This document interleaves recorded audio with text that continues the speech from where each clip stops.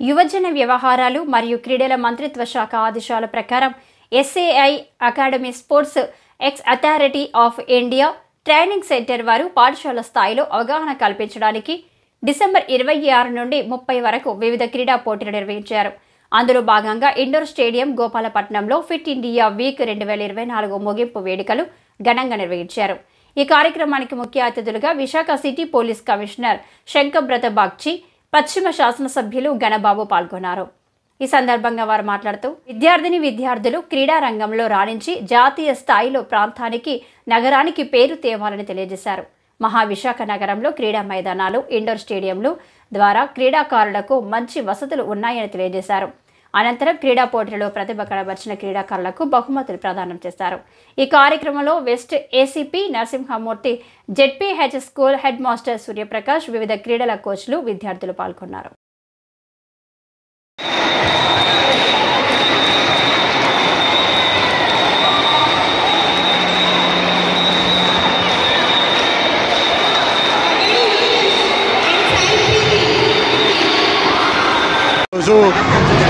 Fit India week 2024 సందర్భంగా ZP high school గోపాలపట్నంకి రావడం జరిగింది. మన గౌరవనీయులైన వెస్ట్ ఎమ్మెల్యే సార్ పిలిస్తే నేను ఇక్కడికి వచ్చాను. చాలా చక్కటి ప్రోగ్రాం, కానీ ఇక్కడ ఇండోర్ స్టేడియం ఉంటుందని నేను ఊహించలేదు. నేను అనుకుంటున్న ఒక గవర్నమెంట్ జెడ్పీ హై స్కూల్లో ఇండోర్ స్టేడియం కట్టడం అది మన దేశంలో ఎక్కడ ఉందో మాకు తెలియదు.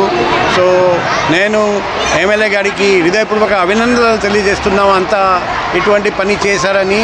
దీనివల్ల ఫ్యూచర్ ఒలింపిక్ మెడలిస్ట్ మన ఈ స్కూల్ నుండి, గర్ల్స్ స్కూల్, బాయ్స్ స్కూల్, ఇక్కడ కొండం మల్లేశ్వరి భవనం కూడా ఉంది. అందరినీ ప్రోత్సహించడానికి ఎన్నో ఎఫర్ట్స్ చేయడం జరుగుతుంది. రాబోయే కాలంలో ఖచ్చితంగా మనకు ఈ స్కూల్ నుండి ఒలింపిక్ మెడల్ రావాలి.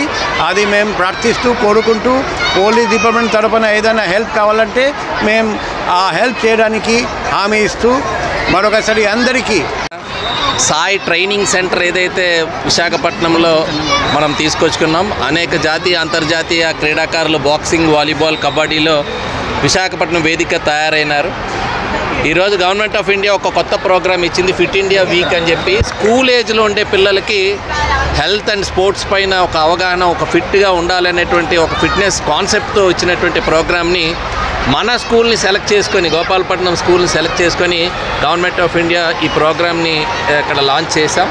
సో దీనిలో భవిష్యత్తులో ఖేలో ఇండియాలో మన స్కూల్ని చేర్చడానికి ఈ గ్రౌండ్ కూడా చేరిస్తే అదనంగా మనకి కోచెస్ కానీ, ఇన్ఫ్రాస్ట్రక్చర్ కానీ, ఇవన్నీ కూడా ఫండింగ్ కానీ వస్తుందనేటువంటి ఉద్దేశంతో గవర్నమెంట్ ఆఫ్ ఇండియా ఫండింగ్ కూడా స్పోర్ట్స్కి ఇచ్చేటువంటి కేటాయింపుల్లో విశాఖపట్నంలో ఉండాలి. విశాఖపట్నంలో అది గోపాలపట్నం క్రీడా మైదానం కావాలనేది మా సంకల్పం. ఇక్కడి నుంచి క్రీడాకారులు, ఇప్పుడు పోలీస్ కమిషనర్ గారిని చెప్పినట్టుగా, ఇక్కడి నుంచి క్రీడాకారులు పతాకాలు సాధించే విధంగా తయారు కావాలంటే డెఫినెట్గా మనకి ఆ ప్రోత్సాహకాలు ఉండాలి, ఆ ఇన్ఫ్రాస్ట్రక్చర్ కూడా ఉండాలి. దానికే ప్రయత్నం చేస్తే ఈ గ్రౌండ్ని తయారు చేయడం జరిగింది.